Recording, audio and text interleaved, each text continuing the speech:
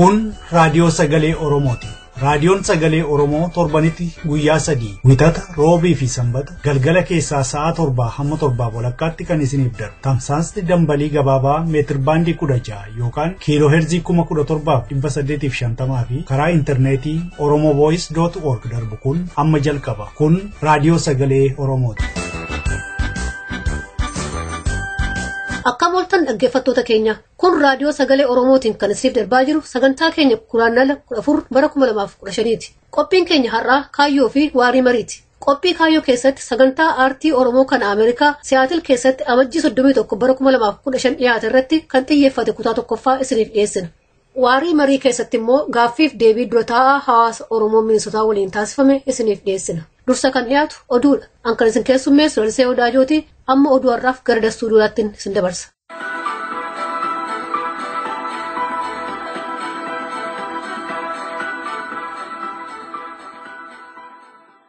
Oromiyaa kibba dhiyaa Finfinneetti magaalota adda addaa fi naannoo ishee kan jiraatan doorsifamaa hidhamaa fi akka manaan baane jedhamaa jiru jedhame. Noorweey magaalaa Tiroondaamitti immoo har'a Oromoon hiriira ba'anii mootummaan Itoophiyaa Oromoo hidhaa fi ajjeesaa waan jiruuf mootummaan Noorweey gargaaruu hin qabdu jechuudhaan gaafatan kan jedhu oduu gurguddoo har'a galgalaa isinitti himu keessa jiru akka moltan dhaggeeffattoota keenya an dasoo duullatu isinitti himuuf jedha. Oromiyaa kibba dhiyaa Finfinneetti bulchiinsii fi humnoonni tikaa mootummaa Itoophiyaa jiraatota doorsisaa reebaa fi hidhaa jiru jedhame. Magaalota Tajii fi Buusaa fa'aatti barattoonni fi warri hojii humnaatiin bulan galgala sa'aatii 7 booda manaatii akka hin baanee fi wal biras akka hin dhaabbanne uggurri isaan irra kaa'ameera. Qonnaan bultoonni immoo shukkaaraa fi xaa'oos akka hin arganne itti himameera jedhama. Kana irratti walisoo irraatii dargaggoo Latii Horaa Dagaagaa wanta beeku gaafanneera. Godina kibba lixa shawaa kan jiru amma keessattuu aanaa daa'oo magaalaa Buusaa keessatti magaalaa Walisoo fi magaalaa Tajii kan jedhamtu keessatti yeroo ammaa kana qotee bulaallee wantoonni adda addaa waan doorsifamaa jiruuf wantoota hidhaa fi dararaan illee ijoollee isaanii irra gahaa jiruuf qotee bulaa keenyallee waa'ee sodaachisaa jiru jechuudha. Baay'ee kaanidhaa diguuraa baay'ee gidirsaa jiru jechuudha. Mootummaa wayyaanetu uummata hirsaa jira. Citoota aanaa jechuudha kan kana irraan gahu kaabinee aanati jechuudha. Yeroo ammaa kana keessayyuu wantoota akka zayitii fi wantoota akka xaa'ootiin hin kenninu jechuudhaan uummata sodaachisaa jiru jechuudha. Yeroo ammaa kana mootummaa wayyaanee bulchiinsaa fi nageenyi wal ta'ee jechuudha. Sabbatarraa eegalee toora sanarra haala wal fakkaataan turuusaa kan hime maddi keenyi kun yeroo dhiyootii asitti garuu filannoon wal qabatee daranuu hammaataa dhufuudha dubbate. Waa'ee ijoolleetiin wal qabateeti jechaadha. Ijoollee keessanii akka waliigatti hin deemne jechuudhaan wantoota akkasii ittisaa jiru jechuudha. Ijoolleen keessan akka manaa hin baaneeti nu filadhaa kan jedhudha jechuudha. Harkeerra caalan jechuudha. Nu filachuu baannaan ijoollee keessan nu filachuu baannaan kana goona jechuudha waan isaa. Wantichi naannoo bultii 3 lakkoofsise jechuudha. Ta'een kun ta'e walumaa gala barattoota magaalaa ta'anii kanneen dafqaan bulanii magaalaa keessa jiraatan illee sa'aatii 1 booda magaalaa keessa socho'u yogguu ta'u akka isaan hin sochooneef namni 2-3 tokkorra bakka tokko dhaabbate taanaan maaliif dhaabbatu jechuudhaan ijoollee addaan bittinneessu jechuudha.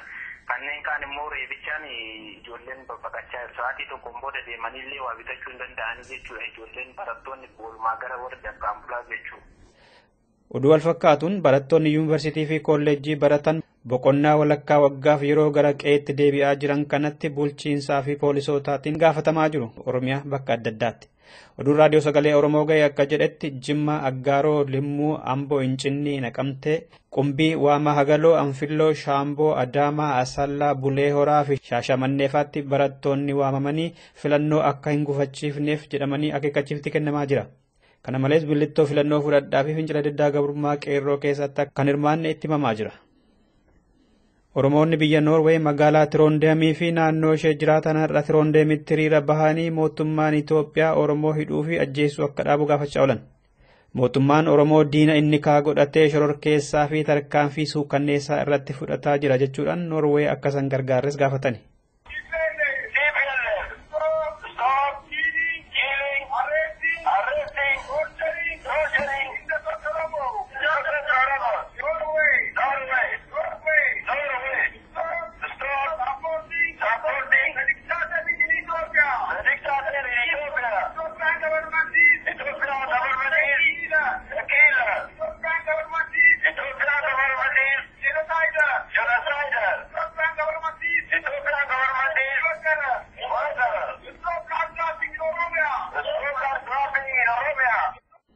Caamsaa dhufuu filannoo Itoophiyaa keessatti godhamuudhaaf jiru irratti kan hirmaanneef Madirak rakkoon isa quunnamaa jiraachuutu himame.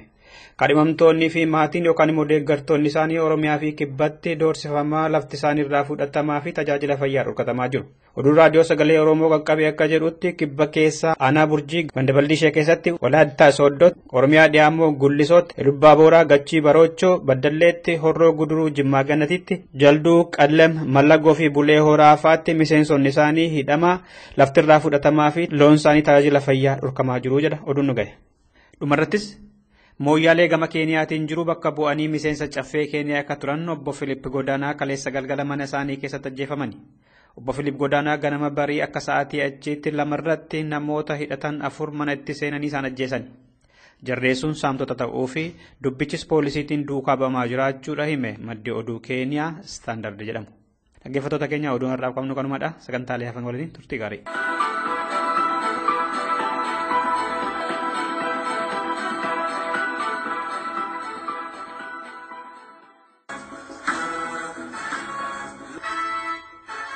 Qophii Kaayyoo.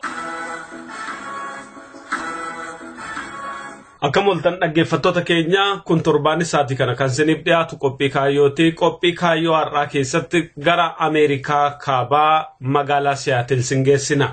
Magaalaan Siyaatil amajjii 31 bara 2015 qophii 2 qophii dhimma Oromoo irratti xiyyeeffate keessumsiiste turuushii oduurraa dhageenye turre.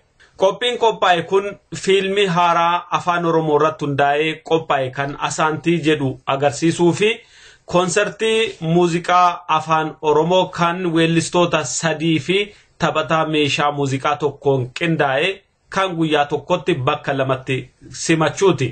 Qophii kanarraa akkuma hubannoo qabnutti hawaasti argamee kan bashannanus bashannanee kan barumsa argatus barumsarraa argatee akka galetti odeeffannoo arganne. Bal'ina qophii kanaa maal akka ture, jabinni isaa, laafinni isaa maal akka fakkaatu beekuudhaaf gara sanatti bilbille. Qophii kana qopheessuu keessaa warra quba qaban keessaa tokko Margituu Argooti. Januaarii 31 waldaan Siyaatil walitti kenneeti waan nama qopheessine takkaffaa Asaantii fiilmii Oromoo Ameerikaa keessatti takkaffaadhaa dalagame. Lammaffaan immoo ijoollee sirbituu biyyarraa dhufanii Adnaan, Addisuu, Nugusuu fi Muktaar Adeeroo nama 4 finne jechuudha biyya kana. Qopheessituun qophii muuziqaa Oromoo Sawunat Daammanaa akka nu ibsitetti qophiin kun aadaa uummata Oromoo barsiisuu fi uummata bashannansiisuut wal keessa kan qabate kaayyoo cimdii qaba.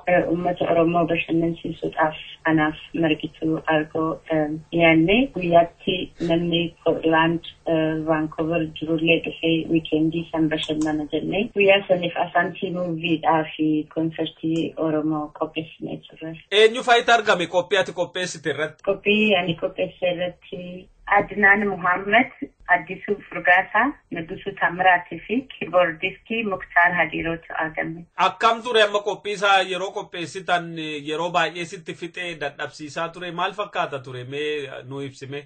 Qophii san qopheessuudhaaf dhugaa dubbachuudhaaf giruupii taanee jalqabnee turre. Sodaadhaan ummata hin bahu ka jedhuudhaan giruupiin sun hin diigame dubarratti anaaf abdiikoo haafne inni yaadaan na qarqaaraa ture isaan dubbisuudhaan inni dalagaa san kana dura dalagee turee fi yaada tokko tokko na qarqaaraa ture. Dalagaan baay'ee dadhabsiisa. Beekama qophiin akkasii hedduu nama dadhabsiisa. Amma yeroo jalqabduu fi yeroo qophiin kun dhumu yeroo ilaaltu maa inni milkii inni qabu yookaan jabinni inni qabuu fi maalinni wanti gaarii ati irraa dubbachuu dandeessu sagantaa kanarraa? Sagantaa kanarraa waan dubbachuu danda'u waggaa dhumu dhugaa dubbachuudhaaf gammachuun natti dhagahame. Hojjaa jalqabamu sodaa guddaa ture uummatni Siyaatiliin bahu ka jedhanii jiranii turanii ammallee kisaaraa akkasii hin gaha ka jedhuu fi ani kisaaraa birrii anirraa baduutii fi miti duraan ka yaadee ture. At least artistootni sun namni dhabamee maybe isaan hamileen isaanii cabaalaati ka jedhuutu na yaachisiisaa ture. Yeroo qophii kana qopheessitu wanta addaa si mudate jira wanti si gammachiise? Qophii san qopheessuudhaan kana gammachiisee dhugaa dubbachuudhaaf qophiisan waanuma qopheessee fi at least waan tokko dalagee ka jedhu sun na gammachiisee jira. Gama kaanii qophii kanarratti namni hin argamne maaltu sitti dhaga'ame waan namni hafeef amma namni agi tokko akka hin argamne odeeffannoon qaba maaltu sitti dhaga'ame gama kana? Dhugaa dubbachuudhaaf baay'een saalfadhe.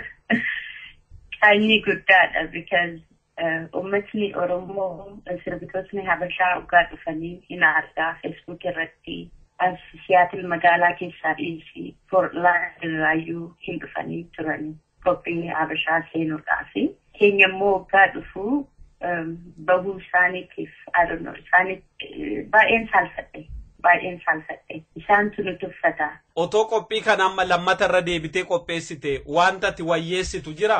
Qophii kana yoo deebisee qopheesse ani waan wayyeessu hin jira jedhee hin yaadu because waan ani danda'u maraa godhee jira. Garuu deebisee qopheessee ummataaf chaansii hin kennaa deebi'anii ka amma hafan sun dhugaa dubbachuudhaaf isaanitti dhagahama jedhee yaada. Chaansii dhibaa hin kennaaf jedhee yaada. Qophiin akkanaa maal fayyada uummataaf ammannaa qophii akkas qopheessan dhimma Oromoo waa'ee Oromoo kanarratti maa inni faayidaan isaa inni qabu jettee yaadda? Qophii kana qopheessuun takkummaa uume jedhee yaada. Namni waliin argu community jabaan qabnu at least qophii akkanaa qopheessinee nullee yoo fayyadamne artistoota illee yoo fayyadamanii community keenyatu fayyadama. Community saniif iyyuu bu'aa tokko buusuu hin dandeenya. San hoggaa goonuu ijoolleen keenya illee hin fayyadaman community Oromoo hin qabnu. Yaadni kiyya ka ture kanarraa jalqabee haga ijoolleen keenya afaan akka baratanii bakka kubbaatti taphatan community guddaa mana bitnee isatu sammuu kiyya keessa jira. Bitnee ijoolleen keenya weekendii fa'aa bakka itti oolan argatan ka jedhu yaada. So kana yoo qarqaare uummatni ijoolleen isaatu fayyadamaa. Takkummaatu dhufaa sani yaade. Hojii kanaan kan wal qabate mudannoon addaa ati qabdu tureera? Poostarii hoggaa maxxansu mana Habashaa suuqii Habashaa fa'aa hoggaa maxxansu deebisee bakkitee natti kennanii maxxansii okay no problem naan jedhanii maxxansee deeme hoggaa flaayerii kennuudhaaf deebi'u bakka baay'ee kaasanii gaarbajii galchanii jirani. Guyyaanuu hin darbine bakka tokkotti 12 Jefferson bakka dabbasaan muramu mana Habashaa wayii jiraa ture achi hoggaa deemu hin jiru gaarbajii galchanii turani maal ta'e jedhee gaafannaani የትኛው የኦሮሞዎቹ ነው naan jedhe yaa ka'anii fidee maxxansee jedhee gaafannaani እንዴ እሱ ቀኑ አላለፈም እንዴ naan jedhe jechuudha. You know what? Ingiliffaadhaan katabame flyeriin keenya akkamitti guyyaa dubbisuu dadhabdaa jennan uummata isaanitti hin fakkaanne hagas mara nuti uffatan because warri isaaniitu nu baha jennee yaanna jechuudha. Nuufiyyuu keenya dhabnee warri isaanii akka nu bahuuf waan barbaannuuf jedhee yaada. Kanaafuu uummatni keenya isaan deeggaruu qabaa. Uummatni keenyatu of tuffachiise jedhee yaada. Gama kaaniin amma wanti kun akka jijjiiramuuf maa inni dhaamsati qabdumee gara xumuraarratti siin kenna carraa? Wanni kenna akka jijjiiramuu fi ka godhuu qabnu nu martuu ka bahaniif baay'ee hin galateeffadha. Garuu yaada tokko qabaa keessaa haadha manaa isaanii qabanii bahuu qabu uummatni keenya. Fiira isaanii mana keessa katti dhihaatan mara himanii baasuu qabu. Nuufillee qarqaarsa guddaadha. I know ijoollee qabanii maybe beebisii gaaf tokkoof qophii jedhameeqaaf gaaf tokko ka qophaa'uuf yookaan waggaa tokkoof gaaf tokko ka qophaa'uuf beebisicha yoo kafalan homaa miti. Wal dubbatanii bakka tokko yoo geessanii homaa miti. Fira isaaniif bilbilanii namni dhagahee yoo dhageessisee namuma mana jiru yoo fidanii dantaadha. Baay'ee natti dhagahamaa gizee tokko baay'inni isaanii yookaan abbaa manaa isaanii yookaan haadha manaa isaanii qabanii hin baane. Namni mana keessaa ka isaanii hin baane yookaan isaan kan finne uummata dhibaattiin nu haa dhufu jennee eeguu hin qabnu. Kanaafuu namuma mana keessaa qabnu qabnee dhufuu qabna jedhee yaada. Hedduu gaariidha fayyaa naa ta'is. Baay'ee galatoomiyaatillee waan na dubbifteef. Dhaggeeffattoota keenya kabajamoo qophiin dhimma kanarratti qindeeffanne kutaa lammaffaasaa torbee qabannee dhiyaannaa har'aaf kan qopheessine kanuma qopheessitoota qophii kanaa Margituu Argoo fi Sawunaddaa Manaa maqaa keessaniin galateeffachuu barbaannaa qophiin keenya kaayyoo har'aas kanuma qophii afii waliin nagaan nu waariyaa.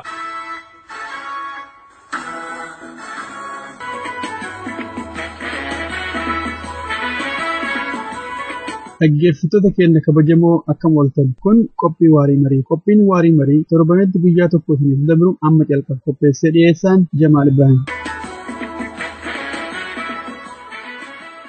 Obbo Maatiyaas Guddinaa affeera raadiyoo sagalee Oromoo kabajanii marii kanarratti nu argamuu keessaniif baay'ee galatooma. Atillee galatoomi affeera kana nu gochuufi. Hayyee dhaggeeffattoota keenyaa fi obbo Maatiyaas Guddinaa eenyu akka tahan gabaabumatti otoo ibsitanii. Akka waldaa hawaasa Oromoo Minisootaatti ilaalchisee ani pireezidaantii waldaa hawaasa Oromoo Minisootaati yeroo ammaa kana onkoloolessa yookiin Oktoobar 2013 filamnee waggaa tokkoof tajaajilaa jirra jechuudha. Ammaa fi akka pireezidaantiittan tajaajilaa jira. Hayyee galatoomaa obbo Maatiyaas Guddinaa hawaasni kun kamitti ijaarame? Maaliif ijaarames? Hawaasni kun Minisootaa keessatti kan ijaarame bara 1985 Oromoota lakkoofsaan xiqqootu dhufee qubate biyya kana. Kan jalqaba dhufanii namoota 5-6 kan ta'anii dhuma 1970moota 76 78 akkasumas immoo 80moota jalqaba bifa garagaraatiin karaa barnootaa scholarshipidhaan fa'aa dhufanii biyya kana qubatanii achi immoo 85 isaan walitti dhufanii waldaa kana bu'uuressanii ergasii immoo addi bilisummaa Oromoo mootummaa ce'umsaa keessaa ba'ee uummati Oromoo hedduun hiraarfamee kolugaltummaadhaan biyya ollaarraa biyya kana dhufee akka qubattu erga ta'e Oromoonni hedduminaan dhufuu jalqabanii 93-95 as cimee deebi'ee 95 keessa bifa seeraa qabuun eeyyama mootummaarraa baafatee ergasii socho'aa jira jechuudha. Yeroo ammaatitti waldaan kun miseensota meeqa qaba jettanii yaaddan? Dhiirri meeqa? Dubartoonni meeqa? Namni dardarri meeqa? Gameeyyii meeqa ta'u jettanii yaaddan? Miseensonni keenya waggaa kana yoo dhufanii galmaa'anii buusii miseensummaa kaffalanii waggaa dhufuu dhiisuu malu kan haaraan immoo dhufuu danda'anii kaaniin seenaa kaanii hinafaa kanaaf walumaa gala hagas jechuu hin dandeenye. Istaatistiksii qofaatti dhiirri hagas dubartiin hagas dargaggeessi dardarri durbii fi shamarran ijoollee xixiqqaan hagas jennee istaatistiksii hin qabnu gara fuulduraatti garuu sansasiisa 2010 ta'e kanarraati deetaa tokko yookiin odeeffannoo walitti funaannee tolchuu dandeenya. Bareeda galatooma namni baay'een addunyaa kanarra jiru Oromoon biyya Oromaatitti baqatee biyya alagaa jiru hundumtuu hawaasa Oromoo kan naannaa Minneapolis yookaan Minisootaa jiru kana ija guddaadhaan ilaala abdii fi hawwii guddaadhaan ilaala Minisootallee Liitil Oromiyaa jedhanii beeku. Hawaasni kun wanni isi akkanatti jajjabeessee hawaasota biraa caalaa Oromoo walitti harkisee jabeenya kana kennuufii danda'e. Maal inni wanni jabeenya hawaasa kanaatiif naannawa kanatti akkana gumaachuu danda'e? Sirriidha. Magaalaan kun yookiin Minisootaa Liitil Oromiyaadha. Bakki hundi baay'inaan jiru Minisootaadha. Bakki beektonni hedduun jiran Minisootaadha. Bakka Oromoon lakkoofsi guddaan jiru Minisootaadha. Bakka bulchiinsi Oromoo itti shaakalamu jechuudha. Independently utuu namni biraa harka nu keessaan qabaatiin kan walitti dhufnee rakkoo keenya hiikkannu wal bulchinu waliin bulluu ofiin bulluudha jechuudha. Kun mootummaa Oromiyaa xiqqittiidha. Oromiyaa isee biyya jirtuuf illee fakkeenya ta'uu danda'a. Saboota biraaf illee fakkeenya ta'uu kan danda'udha. Jabinni kanaa maalirraa madde yoo jedhu boordiin bulchiinsa waldaa hawaasa Oromoo Minisootaa kanaan dura darban illee ta'u gara fuulduraatti illee dhufan inni guddaan seeraan buluudha. Baayiloos jedhan biyya kana seera jabaa qabna. Seera ittiin bulluu seera kana yerootti fooyyeffachaa deemna. Wal kabajuudhaan seera kana buluu baruu sana shaakalaa turre ammallee shaakalaa jirra. Kanatu jabina nuu kenne akka itti walitti illee daddabarsaa dhufne aangoollee bulchiinsa argitee hojiillee waggaa 2 walitti dabarsaa utuu waliin dhabin utuu kutaadhaan amantiidhaan ilaalcha siyaasaatiin waliin dhabin walitti daddabarsaa dhufne asiin geenye fakkeenya waldaa hawaasota kan biroo biyya kana jiran keessaallee mootummaan naannoo Minisootallee akka fakkeenyaatti nu fudhata kan maalirraan ka'eeti amma bara 2008 haga 2014tti nan profit yookiin agency hedduutu cufamanii kiraayisiin itti dhufee maaliif nuti solid financial management qabna, auditor keessaa qabna, auditor alaa qabna, bulchiinsi keenya soolidiidha. Maaliif yoo rakkoon jiraate dhabnee contingency plan yookiin immoo tarkaanfii garaagaraa fudhachuu waan nu dandeessisu irratti qophoofna. Rakkoon ejensii garaagaraa cufsiisu sun nuun cufsiisuu hin dandeenye. Maaliif yoo horiin illee kan riisoorsiin kan alaa argannu karaa giraantii yookiin fandii mootummaa irraa argannu xiqqaate uummata keenyaan kottaa nu gargaaraa jennee uummata irraa horii baafnee mana kana binnee idaasaa ofirraa cufnee amma galmi Oromoo kun teessoo mootummaa Oromoo xiqqittii jechuudha. Bakka idaarraa bilisa ta'ee dhaloonni dhufullee itti darbee manni kun bakka Oromootaa ta'uu danda'eera jechuudha. So kan ciminaan fakkeenya godhee nu mul'ise tokko kana. Maaliif ilaalcha garaagaraa qabna, amantii garaagaraa qabna, beekumsa garaagaraa qabna, dandeettii garaagaraa qabna. Bulchiinsa waldaa hawaasa Oromoo irratti garuu tokko taanee bulchinaa jechuudha. Kanaaf fakkeenya biyya lafaa ta'uu dandeenya. Baay'ee galatooma. Ni jabaanillee egaa komiillee dhabu. Jabeennuma kanaan wajjinuu bifa garaagaraatiin namoonni hawaasni kun akka bal'inna uummata naannawa kana jiruutiif amma duratti isinuu jettanii jirtu gara 40,000 jira jedhamee jira. Hirmaannaan immoo haga sunda hin heddummaatu yeroo hedduu jedhama. Muuxannoo isin qabdan irraa gufuuleen isin qunnaman gufuuleen gama diinaatiin dhufu haa ta'u hubannoo dhabiinsa irraa haa ta'u gufuuleen isin qunnamanii hawaasa kana caalaa hin cimsine maal fa'aa jira isin fakkaata. Gaaffii kana hundumtuu hin dandeenyaan 40,000 sanaaf dhiyeessee hundumtuu of gaafatee gaaffii kana deebise gaarii natti fakkaata. Garuu walumaa gala gaaffii kana deebisuu akka hin danda'uuf dhaamsa warra na dhaggeeffata illee dabarsu dura ofitti araaramuu qaba namni tokko. Dursinee argite prejudice jedhanii mamuu yookiin waa shakkuu dursanii waa shakkuu dhaannurraa baqachuu malanii utuu hin beekin argite leebilii nama godhanii namni namarraa baqachuu danda'a. Waa sadiin ilaalaas keessatti hojjaan diinaas jiraachuu mala. Olola oofee nama kan walitti naqee wal sodaachisu ilkeen diinaa keessa jiraachuu mala.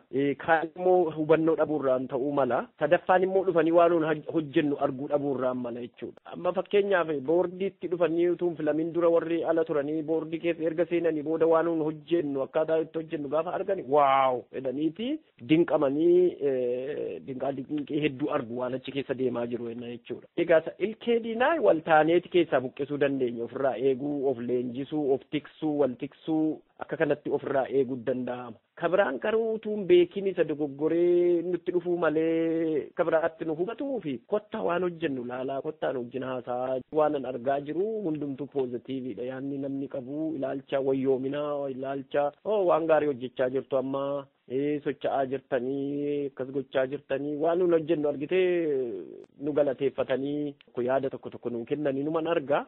Manni kunis immoo hundaaf banaa hundumtuu kan haqa kee haa qabu ta'uusaa itti ibsinee amansiifnee fudhataa jiranii. Rakkoo xixiqqaan wanti nu shakkisiiftu hin jirtu jechuu miti. Ishee sana immoo irra jennee darbaa jirra argitee yoo rakkoon kaate dafnee uummata kee lafa hamiin kaatu sana walitti waamnee qulqulleeffannee tarkaanfii fudhannee gara fuulduraatti socho'uu danda'a jirra argitee hamiin tokko numa hawaasa keessa numa faca'a sun utuun ilkeen baafatin dafanii furmaatatti gochuun barbaachisaadha. Diinni baajeta guddaa yookiin immoo humna tikaa wannoo positive intelligence jedhanii warra deemee odeeffannoo biyya diinaa kee deemee biyya ormaa kee deemee funaanu kana nurratti bobbaase karaa garaagaraa hawaasa keenya keessa sossobanii argitee nama 2-3 qabatanii lafa kennuudhaan biyyaatii yeroo achi deddeebi'u argitee discount air ticketitti kennuudhaan maal gochuudhaan waan xixiqqaadhaan dantaa xixiqqaan gowwomsanii namoota isaan wanna godhan hin jiru. Isaan kuni incidental benefit jedhama afaan Ingiliziitti waa guddaa dhiiftee waan xixiqqoo ishee si coccobtu sanaan gowwomuu jechuudha. Kanaan gowwomsee diinni nu keessaa namoota funaannata. Sana immoo yoomuun jiraata. Har'as miti kaleessas miti bara dargiis bara wayyaanis gara fuulduraatti mootummaan biraas yoo dhufe waan akkasii jiraachuun hin hafu. Waan walitti nu fidu Oromummaa waan walitti nu fidu Oromiyaadha. Oromiyaa xiqqoo kana immoo waliin bulfachuu hin dadhabnu. Kana irratti amannee boordiin keenyas garaa bal'aadhaan irratti hojjetaa jira jechuudha. Baay'ee galatooma.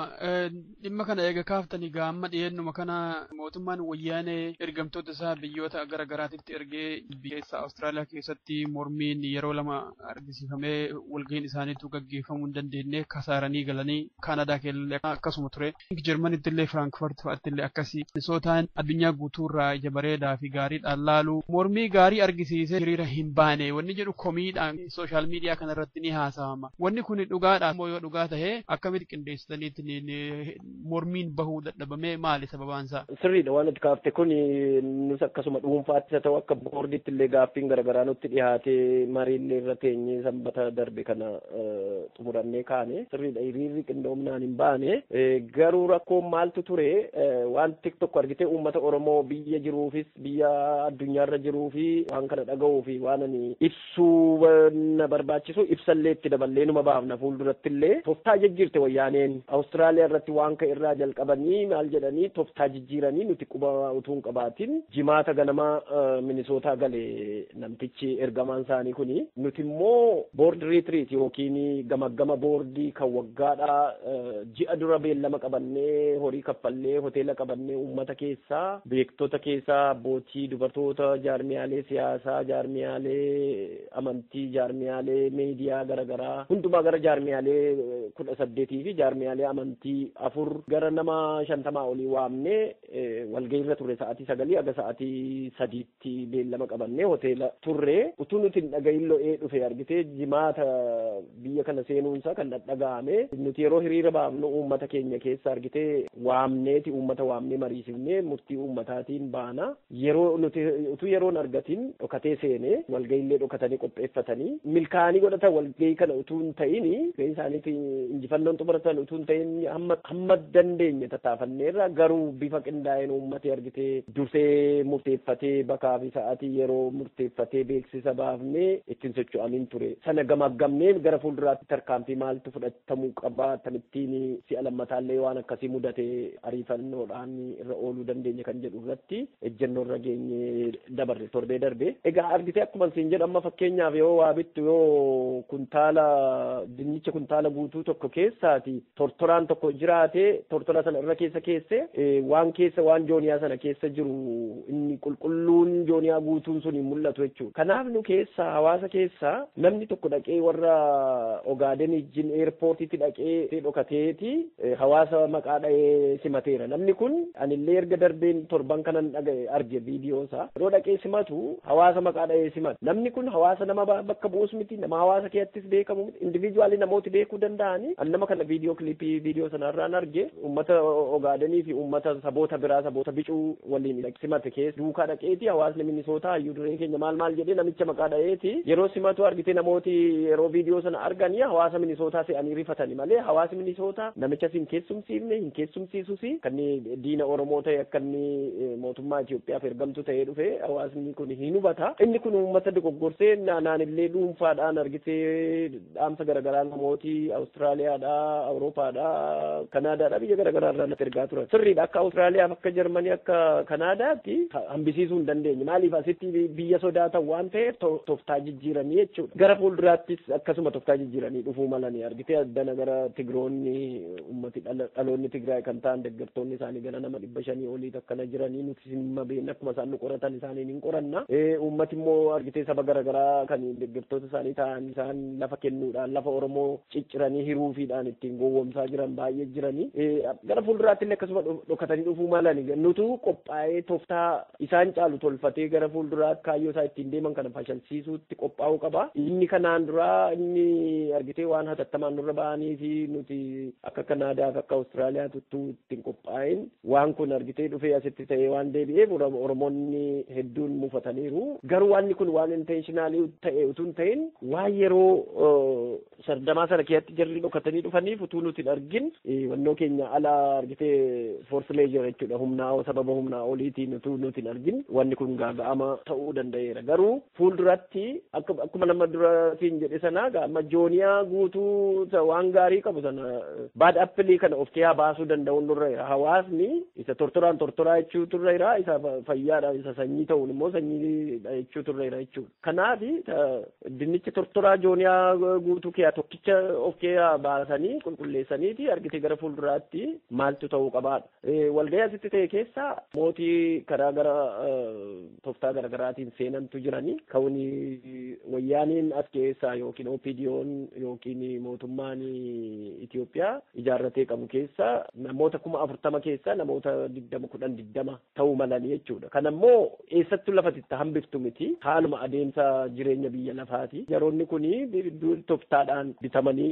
ergamanii ta'uu danda'a. Karaa embaasii indirectly argitee residency permitiin bahee fi warra as jiraatan ta'uu danda'u. danda'u karaa DVT warra dhufan keessaa horiidhaan bituu danda'u mootummaan yeroo hunda akkasumatti kan inni socho'ee namarratti hojjetu yookiin immoo namoota faallaasaa ta'an karaan itti dhabamsiisuuf halkan guyyaa carraaqu jara kanallee amma argitee kan inni as erguu fi Oromoota as jiran gidduutti shakkii uumuu fi isa kanadha Oromoon dammaqee leevilii sanarra darbuu danda'u turreera toftaa isaanii isaan jala bu'ee qoratee fashalsiisuu danda'u turreera jechuudha. Bareeda wannummaan barbaachisuu tokko guddaan kana maaliif akkaataan diinni itti nu bulchuu danda'e humna xiqqaadhaan uummata guddaa kana wal shakkisiisee wal afoo dhaabee isumaan isa gaadi'ee isumaan isa takaalee isa bulchaa jira. Kanaaf komiin kun yoo dhugaan keessa jiraate akka uummataaf ibsatan isin gaafadhe isinillee nu qulqulleessuu keessaniif galatooma. Waldaan hawaasa Oromoo Minisootaa bakka itti Oromoon wal bulchuu waliin buluu fi of bulchuu shaakaluu kottaa kana waliin shaakallaa wal gargaarraa waan dabe walitti mannaa qajeelchinaa galatooma.